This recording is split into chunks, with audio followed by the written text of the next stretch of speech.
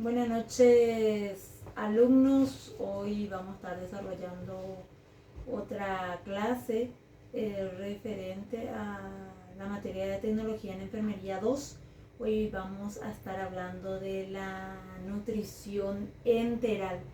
¿Se acuerdan que la clase pasada estábamos hablando sobre diferentes tipos de dietas que podrían presentarse? Dieta blanda, estaba la dieta líquida netamente estricta. Después hablamos de lo que era la dieta para los diabéticos. Después hablamos de lo que era la nutrición parenteral, hablamos de la nutrición parenteral, la manera de administración que era a través de una vena, ¿verdad? Y que podría ser diferentes tipos de venas, y de acuerdo si una nutrición total tenía que ser en la vena subclavia, ¿verdad? Entonces esas cosas es lo que estábamos hablando en las clases anteriores, y hoy vamos a seguir cómo se administran, ¿verdad? Los diferentes tipos de alimentación, que vamos a hablar de la nutrición enteral. ¿Y qué vendría a ser la nutrición enteral? Consiste en la administración por boca o por sonda de nutrientes para conseguir una nutrición adecuada. La nutrición enteral es barata y sencilla, con complicaciones menos graves que la nutrición parenteral, y preserva la integridad de la mucosa intestinal y el efecto barrera de su propio sistema inmunológico. ¿Qué nos dice entonces? Que la nutrición enteral es lo que se administra a través de la boca o a través de una sonda específicamente. También nos dice que preserva la integridad de la mucosa intestinal, y que existe un efecto de barrera también en la parte inmunológica. Vamos a hablar un poco de la clasificación de las dietas enterales. Está la hepatopatía crónica. Las proteínas se aportan como mezcla de aminoácidos de cadenas ramificadas y escasas aminoácidos aromáticos. Está la nefropatía crónica. Clasificación: aportan limitada cantidad de proteínas en forma de aminoácidos esenciales. Luego están las enfermedades pulmonares obstructivas crónicas. Fórmulas ricas en grasas y pobres en carbohidratos para reducir la producción de dióxido de carbono. Entonces estas son las clasificaciones. Luego vamos a hablar de la clasificación de las dietas enterales. Los preparados especiales más utilizados son con fibra. Hay dos tipos de fibras: insolubles y las solubles. El efecto beneficioso de la fibra insoluble en su capacidad de atrapar el agua, ¿verdad?, que empieza a absorber. Y la fibra solubles es fermentada por las bacterias del colon, transformándose en ácidos grasos de la cadena corta. Entonces esa es la diferencia, ¿verdad? Uno absorbe el agua y el otro hace una transformación de las bacterias en ácidos grasos. Clasificación de la dieta enteral. Las especiales, que poseen algunas características distintivas para adaptarse a las necesidades nutricionales especiales del paciente dependiendo de su patología. Están los suplementos y módulos nutricionales, en las que falta algún nutriente, por lo que no deben utilizarse como una dieta complementaria. Aquí hay que durar menos días porque no es una dieta completa. Luego, en la clasificación de las dietas enterales, según su composición global, se diferencia en 5 grupos de fórmulas enterales. Está la estándar o completas, en las que los nutrientes se encuentran en su forma macromoléculas intactas, es decir, que llena toda la parte de nutrientes esenciales al cuerpo. Están los monoméricas o predigeridas, en las que las proteínas o hidratos de carbono están parcialmente hidrolizadas, es decir, que no llenan a la totalidad la parte nutritiva al cuerpo. Existen también ciertas complicaciones. Están las infecciosas, La broncoaspiración representa la complicación más peligrosa de la nutrición enteral, con una elevada mortalidad del 40 a 100%, ¿verdad? La broncoaspiración. Las mecánicas, la más frecuente es la obstrucción de la sonda. Se previene realización de lavado de la propia sonda con agua, ¿verdad? Que de repente obstruye y eso puede hacer que asfixie a la persona. Metabólicas corresponden predominantemente a desequilibrios hidroelectrolitos. Son frecuentes la hipocalemia, hiponatremia y la hipofosfatasemia, ¿verdad? La parte metabólica dice corresponde a la predominación, desequilibrio de ciertos electrolitos, ¿verdad? Por ejemplo, falta de sodio, potasio, fósforo, hace un desequilibrio en el sector de electrolitos.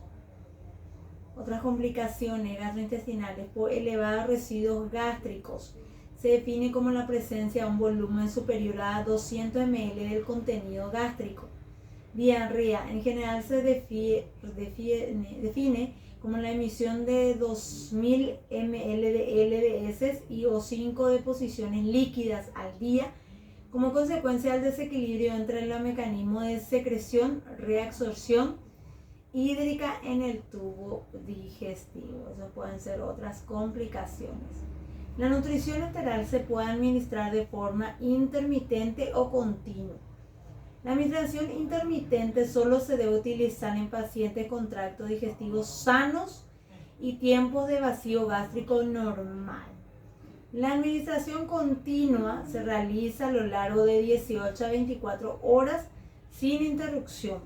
Está indicada cuando existe alteración en los procesos de digestión o absorción. Entonces, ¿qué nos dice? En la intermitente, ¿qué nos dice?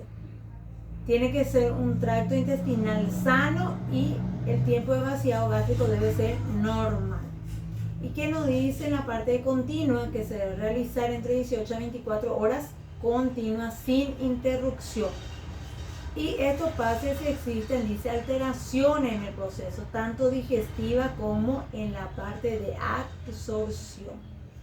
Método de administración. Antes de comenzar la administración se deben realizar unas valoraciones previas, como comprobar la colocación de la sonda, que es algo muy importante, cuantificar el residuo gástrico, calcular las necesidades calóricas diarias, estimar el gasto energético basal mediante fórmulas como la Aristmetic, ¿verdad? Hay que entonces controlar esto, ¿verdad? Si está bien colocada la sonda, si llegó a estómago o no, se verifica antes de enviar la nutrición por sobre todas las cosas para evitar que vaya a pulmón, por ejemplo.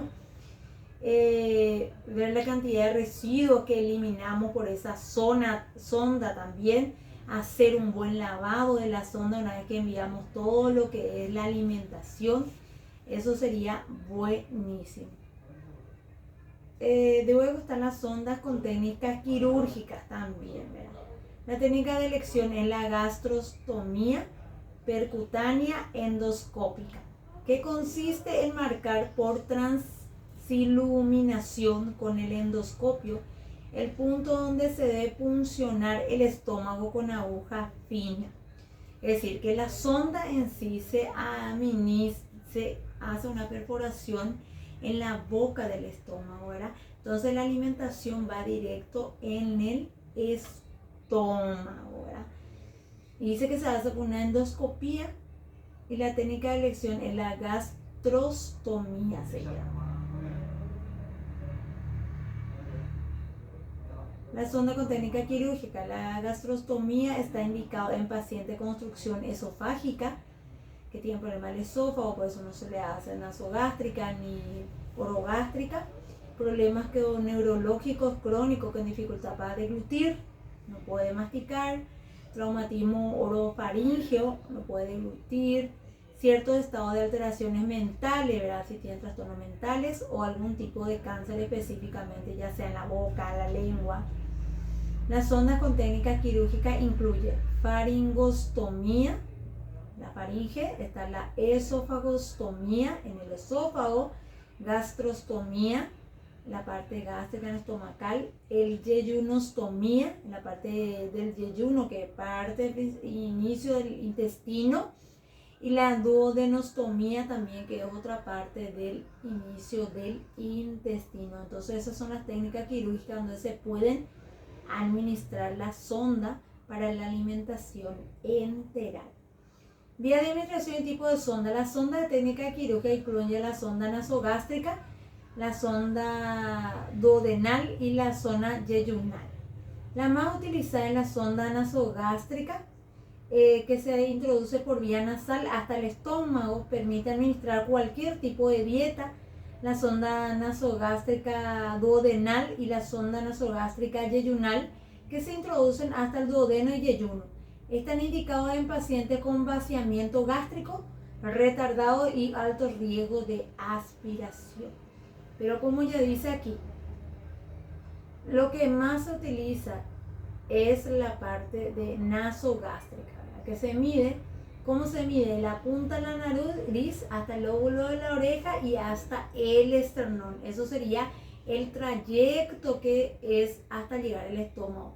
Entonces una medida marcamos con un leucoplas o con un marcador, ¿verdad?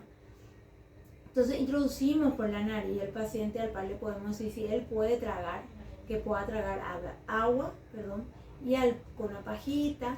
Entonces al par que él traga, yo voy introduciendo mi sonda, porque sabemos bien que cuando él está tragando se cierra la parte respiratoria y se abre la parte digestiva. Entonces no hay riesgo que la sonda vaya a los pulmones y no al estómago, como lo queremos lograr.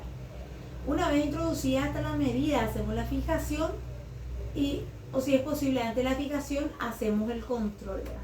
Podemos enviar aire, nunca hay que enviar suero, agua, nada de eso, porque si colocamos mal y fue a pulmón, podemos enviar líquido y podemos agravar la situación de ese paciente.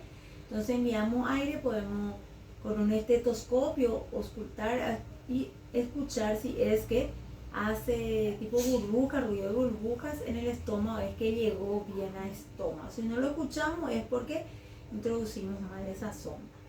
Y los otros, que son la parte duodenal o yeyunal, esos son realizados a través de una incisión, de una cirugía, ya que se coloca la sonda en esos lugares. Y que dice, están indicados en pacientes con vaciamiento gástrico retardado, no hace un vaciado o alto riesgo de aspiración. Vía de administración y tipo de sonda. Si el paciente se encuentra estable y conserva el reflejo deglutorio, se utiliza la vía oral, y en caso contrario la administración es por sonda. Primer aspecto a tener en cuenta es el riesgo de aspiración del contenido gástrico que puede causar alteración del nivel de conciencia, disfunción deglutoria neurológica, obstrucción del vaciamiento gástrico y reflujo gastroesofágico. Entonces, todo esto es lo que tenemos que tener en cuenta en el momento de la utilización de la nutrición enteral. Y también después de enviar esa nutrición, hacer un buen lavado para que esa sonda no se obstruya y cause alguna lesión específica o se obstruya. Espero que le haya sido de ayuda este video.